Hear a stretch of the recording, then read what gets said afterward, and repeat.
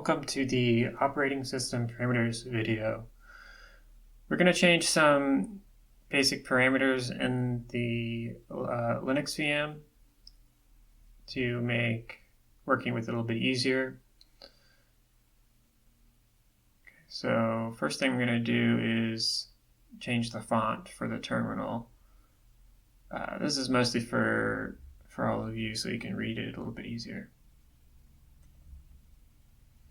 Now the su dash command is for becoming another user. So I did su dash and then I became the root account.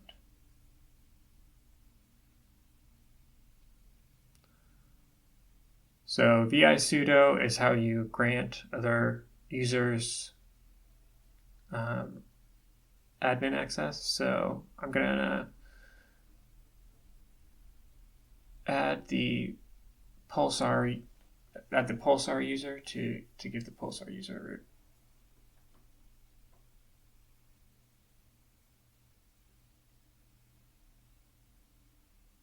And just to clarify, by root I mean the ability to use sudo. And the sysctl.conf, we're going to turn swappiness to 0 and increase the maximum files that we can have open.